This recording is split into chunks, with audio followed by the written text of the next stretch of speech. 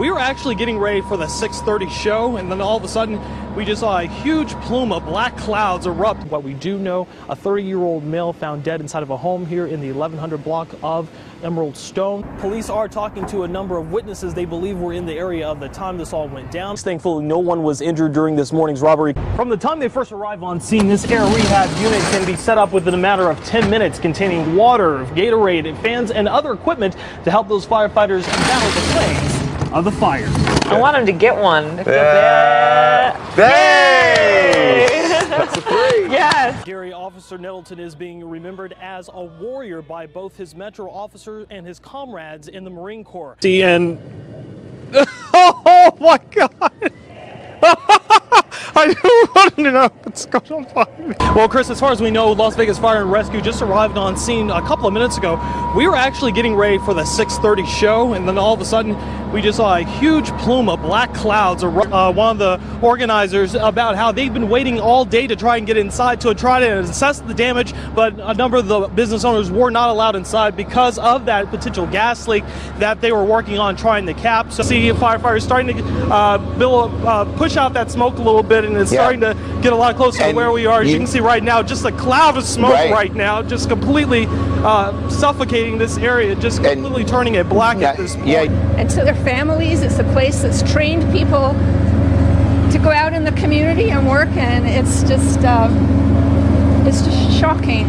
Some of the firefighters getting a handle on it. It seems like when they're getting a handle on it, there seems to be flames just rising right back up. Is there something in there that might be fueling this?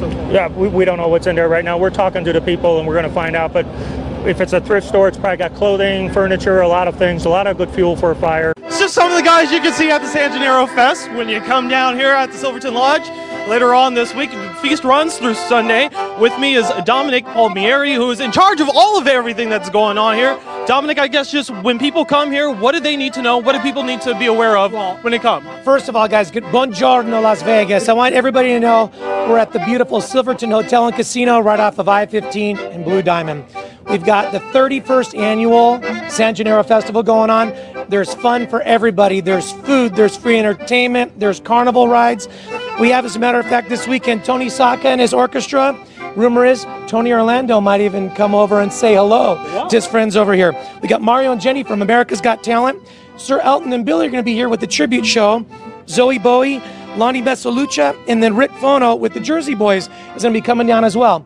It's $8 for adults to get in, $7 for seniors, and kids 58 inches and smaller, they get in free. So a good deal, especially for Mother's Day. So if people want to come down here, it's a good thing to come down to. There's also a number of vendors, so you can buy mom something too. There's over 100 vendor booths here. There's about 50 food stands. There is something for everybody here at the San Gennaro Festival. The number one asked question this year, where is the deep fried tiramisu? Deep fried tiramisu, this is what it is. I'm going to try it on the air.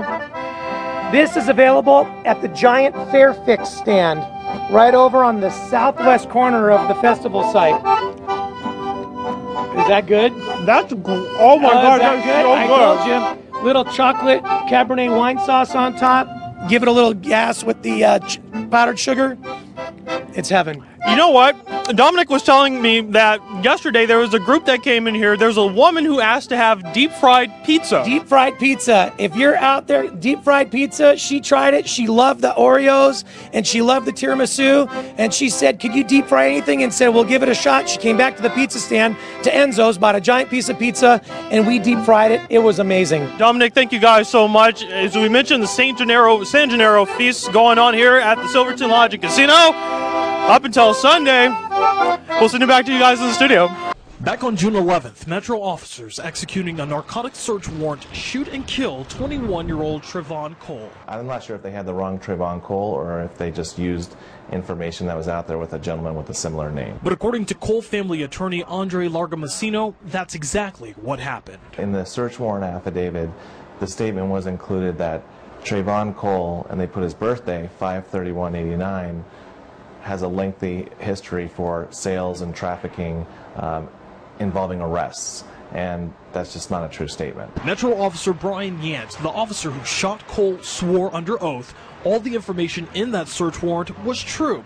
But Largo Messino says the only blemish on Cole's record was a misdemeanor charge in California for taking a car.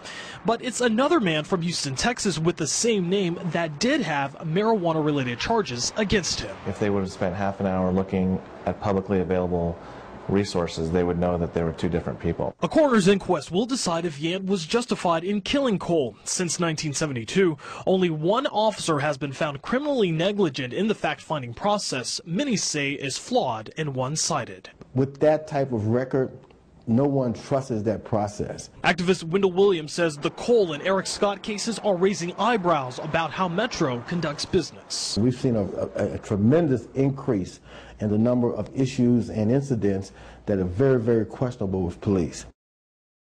If Officer Brian Yant is found criminally negligent, the district attorney's office can still dismiss those charges at a later date. The coroner's inquest is set to get underway tomorrow morning at 8 a.m. There is a huge line behind me. It's been growing since around 4 o'clock this morning when everyone has made their way here to Green Valley High School in anticipation for President Obama's arrival here. Literally, the welcome banner and the welcome mat has been rolled out for the 44th President of the United States. One of those people attending this morning's town hall meeting, James Wilson. Mr. Wilson, thank you so much for talking to us. I guess you're here attending the meeting. What do you want to hear the president say? I want him to ask him about jobs. We need jobs here. I've been off my job for 18 months, and we desperately need that. Do you think the president can deliver on some of the promises that he's said to deliver jobs? I think he's doing the best he can. I just think our Congress needs to get off their tush and work with this man. We've been on a roller coaster ride for 8 years. Let's give him the tools to get us off this roller coaster. All right, Mr. Wilson, thank you so much for joining us this morning. We appreciate it. As we mentioned, the line's growing here in preparation for this town hall meeting that gets underway at 10 o'clock this morning here at Green Valley High School. And as always, 8 News Now will have all the details and a complete coverage of the president's arrival here at Green Valley High School coming up later on this morning on air and online on our website at lasvegasnow.com. But for now, we are live this morning at Green Valley High School. Jonathan McCall, 8 News Now. We are in the Legacy neighborhood of Henderson, and let me tell you, we've been inside of this house all morning long, and it's just been amazing some of the things that we've been able to see. And oh my God, I don't want to know what's going on behind me. I'm sorry, the house. Just breathe in, Jonathan. Breathe in. Oh my goodness, I would die. The house is the haunted house is put on by the Camarillos here. They've been doing this for about 12 years, and you come out here to the house. They've been decorating pretty much their entire garage. They've gutted out their 3-car garage. They've turned it into that massive haunted house that you've seen all morning long. The only thing that they're asking people is that when you come out here, simply bring a canned good donation, and all of it goes to 3 Square for the food drive. They've been working on putting this together for literally all month long. But the big question we had to ask is, what does your homeowners association think about all this? Now, if you do come out here, as we mentioned the fact, the Camarillos live in the Legacy neighborhood in Henderson near Pebble and Pecos. All you have to do, come out, bring a canned good. As we mentioned, the haunted house will be open tomorrow night from 6 until 10:30. That is the only time it will be open. As we mentioned, all you have to do, bring a canned good, come down here. Plenty of fun, as you've been seeing all morning long, and from some of the stuff, you know, we've been seeing as well. I can't believe you walked up behind me. But that's just some of the stuff that will be here if you come out. A great time for all, and as we mentioned, a worthy cause to help out some very needy people. Dave, Dana? Wow. All right, you are a good sport, Jonathan, I must say. Yeah, Dana would have left. I am. I would have ran down the road and the She would have been the woman running down. She would have been the woman running down the street.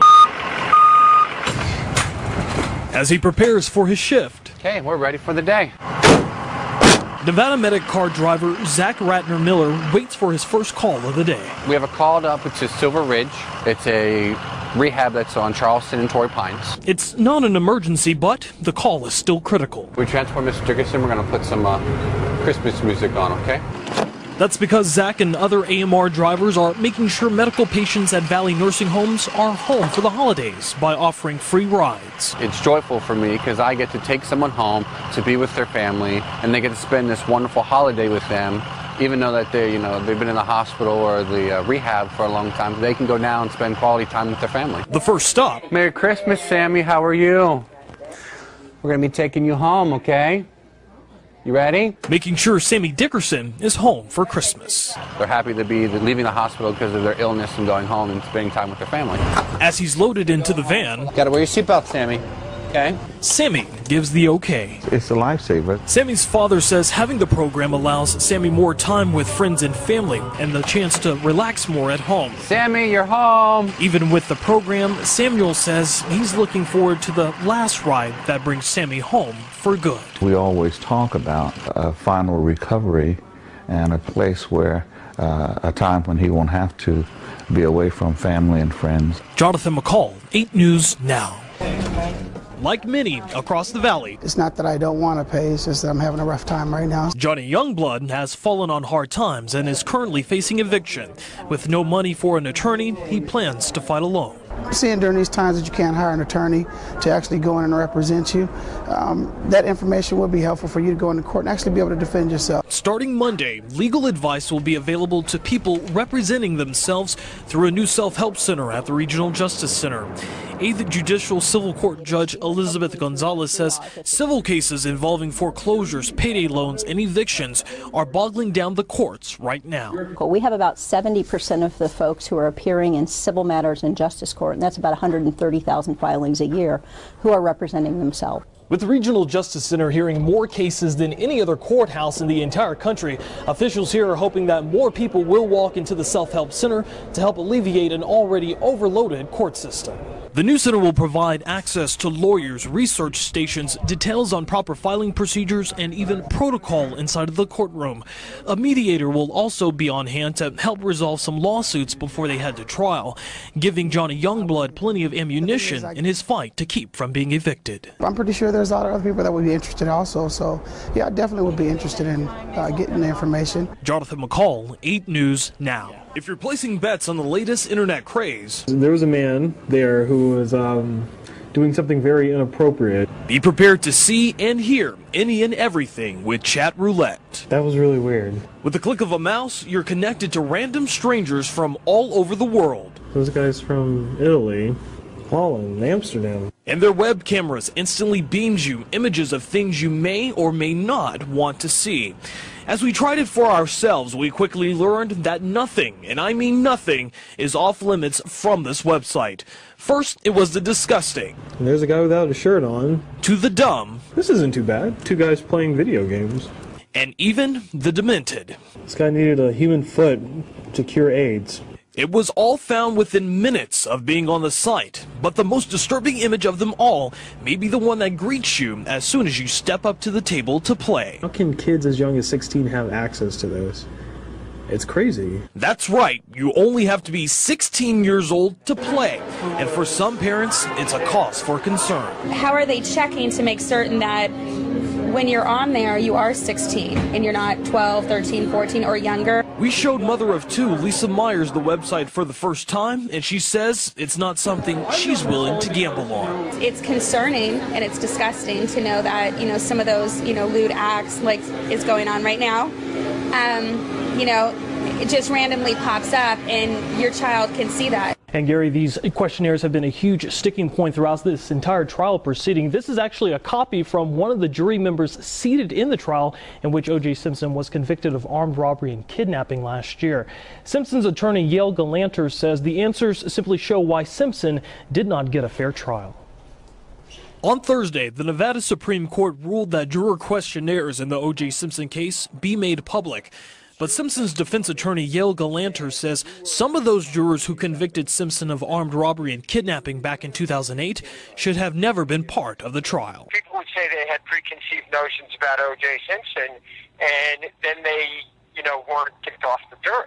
and they should have been. The 26-page, 116-question report asked potential jurors everything from their employment, hobbies, criminal history, and even their knowledge of Simpson, including question 94, which asked potential jurors if they agreed with the verdict in Simpson's 1994 murder trial in which he was acquitted. According to the questionnaires, 3 seated jurors said they did not agree with the verdict. One juror said, quote, prosecution made key mistakes. Another juror wrote, quote, thinks he did it but wasn't there to hear the case. And a third juror said, quote, disagreed with verdict, saying police and prosecution made errors. Yo Galanter says the decision is a key victory in Simpson's fight for an appeal. Historically, flawed jury selection process is one of the keys to getting a fair and impartial jury. And obviously, you know, O.J. Simpson came into the courtroom with a lot of baggage. We thought we should have been given a lot more leeway in the jury selection process. Now today, News Now left several messages with Clark County Judge Jackie Glass, who made the ruling to keep those questionnaires private. We also tried to reach the district attorney's office for comment, but so far our calls have not been returned. Jonathan McCall, 8 News Now.